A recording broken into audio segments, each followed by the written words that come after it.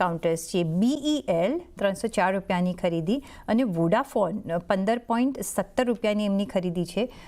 બંને હોલ્ડ કરી શકાય? ટાર્ગેટ તમે શું જોઈ રહ્યા છો નિયર ટર્મ? સો BEL ની આપણે વાત કરીએ તો આજે સવારના ઇટ ઇઝ શોઈંગ સ્ટ્રેન્થ અને 318 નો અત્યારના ભાવ છે.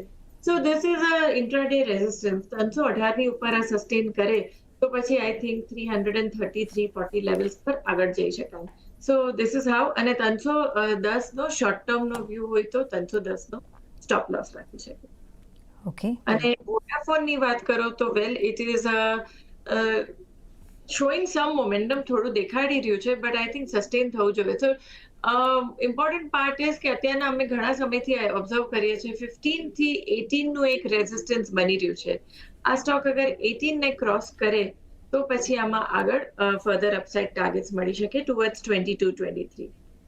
ઓકે, તો વોડાફોન આઈડિયા અત્યારના 15થી 18ની રેન્જમાં રમી રહ્યો છે, પણ હા, જો 18ના લેવલ્સ ક્રોસ કરે છે તો તમને 22થી 23ના લેવલ્સ જોવા મળી શકે છે. 18 ક્રોસ કરે છે અને સસ્ટેન થાય છે તો. અને BELમાં ઓફકોર્સ અત્યારના તમને 330થી 340ના લેવલ જોવા મળી શકે છે. 310 રૂપિયાનો જો શોર્ટ ટર્મ માટે હોય તો તમે એક અહીંયા સ્ટોપ લોસ રાખજો. 318 જો એની પછીથી સસ્ટેન થાય છે તો તમને નવા લેવલ્સ જોવા મળી શકે છે.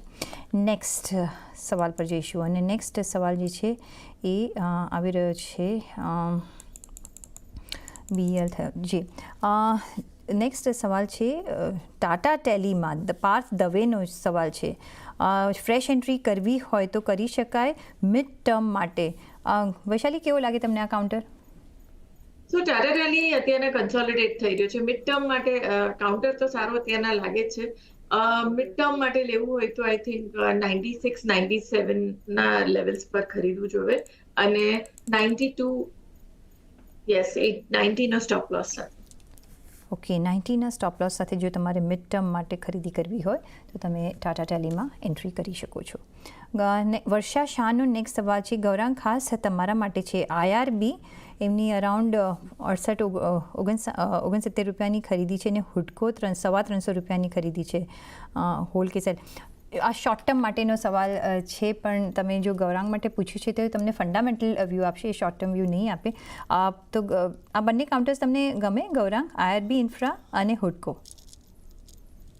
બંને નિર્માણ ક્ષેત્રથી જોડાયેલી કંપનીઓ છે અને સરકાર તરફથી જે પ્રયાસ થઈ રહ્યા છે Awas Yojana, affordable housing for all, એનો ફાયદો આ કંપનીને મળી શકે છે, પણ કવરેજ ન હોવાના કારણે હું વિશેષ રૂપમાં ટિપ્પણી નહીં કરી શકું. પ્રીતિ જી, આ બંને કાઉન્ટર્સ પર વૈશાલી તમારો કોઈ વ્યૂ બને IRB ઇન્ફ્રા અને હુડકો પર 2 મહિના માટે? યસ, સો IRB 2 મહિના, ઓ ગોડ. સો આ સ્ટોકને બી એક તો ટ્રેન્ડ તો ઠીકઠાક જ છે અને કન્સોલિડેશનમાં છે, એટલે તેની બહુ ક્લેરિટી નથી, બટ આઈ થિંક 63 ના સ્ટોપ લોસથી એકવાર આ સ્ટોક પર ધ્યાન દો. 72 નો નિયર ટર્મ ટાર્ગેટ છે. 72 ને ક્રોસ કરે તો પછી 78-80 લેવલ્સ આવી શકે. સો ધીસ ઇઝ હાઉ એક ટ્રેડિંગ સ્ટ્રેટેજી બનાવો. અને બીજું તમે પૂછ્યું હુડકો બી એકચ્યુઅલી એટલા સમયથી ચાલી ચૂક્યો છે દેટ આઈ વુડ સે કે કરવું જ હોય તો પછી એક સ્ટોપ લોસ રાખીને જ કરવામાં છે, બીકોઝ મને એમ લાગે છે કે હવે કન્સોલિડેશનનો સમય થઈ ગયો છે. 270 નો સપોર્ટ છે, તો થોડા ડિક્લાઇનમાં લેશો તો વધારે બેટર રહેશે અને 250 નો સ્ટોપ લોસ આવશે. So by closer towards the support, તો risk reward ratio favourable. Okay, તો 250નો સ્ટોપ લોસ સાથે અહીંયા કામકાજ કરી શકો છો. IRB ઇન્ફ્રામાં 72 સરપાસ કરે છે તો પછી 78ની તરફ આપણે આ કાઉન્ટર જઈ શકીએ છીએ. 363 રૂપિયાનો તમારે સ્ટોપ લોસ મેન્ટેન કરવાનો રહેશે. રઘુ પંચાલનો નેક્સ્ટ સવાલ આવી રહ્યો છે. NBCC 50 રૂપિયાના ભાવના 1800 કાઉન્ટર છે. NBCC નો નેક્સ્ટ ટાર્ગેટ તમે શું જોઈ રહ્યા છો Vaishali? So NBCC also, I think it is quite a hot stock right now. હમણાં બધાનું જ ધ્યાન આમાં છે. I would say 170 નો એક સ્ટોપ લોસ રાખો અને ટાર્ગેટ જુઓ 200-220. ઓકે, તો 200 રૂપિયાના ટાર્ગેટ માટે તમે અહીંયા કામકાજ કરી શકો છો NBCCમાં. નેક્સ્ટ સવાલ પર જઈએ અને નેક્સ્ટ સવાલ જે આપણે જે વાત કરવી હતી ગૌરાંગ છે ઇન્ડિગોના કાઉન્ટર પર ઓફકોર્સ એક થોડુંક આપણે પ્રોફિટમાં ડાઉન જોયું છે, ઘણા ક્વાર્ટર પછી આવી આપણે મુવમેન્ટ જોઈ છે, નિયરલી 7 ક્વાર્ટર પછી આપણે એક પ્રોફિટમાં ઘટાડો જોઈ રહ્યા છે. પણ કોનકોલમાં એ લોકો ક્વાઇટ ઓપ્ટિમિસ્ટિક હતા ને એ લોકોનું જે કામકાજ છે નવા એરક્રાફ્ટ લેવાનું and so on and so forth એ ચાલી જ રહ્યું છે.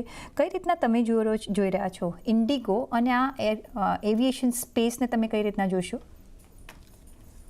તો ઉડાન ક્ષેત્રમાં સૌથી મોટી અને પ્રાથમિક કંપની છે પ્રીતિ, અને આજે જ કઈ રિપોર્ટ આવેલા કે કોતાર એરપાસથી આ લોકો વિમાનો ડ્રાય લીઝ પર લેવાની ચર્ચા છે, અને એની સાથે જ એરબસ સાથે બહુ જ મોટા ઓર્ડર એમને મૂક્યા છે. છેલ્લા 10 વર્ષોમાં જે માત્રામાં સરકારે એરપોર્ટ ખોલ્યા છે, આવનારા 5 વર્ષોમાં બી મારા ખ્યાલથી એ જ ગતિથી નવા એરપોર્ટ ખોલવામાં આવશે, જેનાથી જે કનેક્ટિવિટીનો મુદ્દો છે એ મારા ખ્યાલથી એનો જવાબ મળી જશે. અને પ્રવાસીઓની સંખ્યા ઓછી નથી થઈ, ભલે ફ્લાઇટના ટિકિટના ભાવ કેટલા બી હોય, સંખ્યા જ વધી રહી છે. અને આ ઇન્ટરગ્લોબ એવિએશન પર તો પ્રીતિ જ્યારથી ઘણા વર્ષો પહેલા જ્યારે આઈપીઓ આવેલો, ત્યારે આઈપીઓ વખતે બી આઈપીઓમાં રોકાણની ભલામણ હતી, અને ત્યારબાદ પાયાના મતે બી અમે રોકાણની ભલામણ કરી રહ્યા છે. મને બરાબર યાદ નથી, પણ મારા ખ્યાલથી લગભગ 4,800 સુધીના લક્ષ્યાંક છે ઇન્ટરગ્લોબ એવિએશન પાયાના મતે લાંબા ગાળે.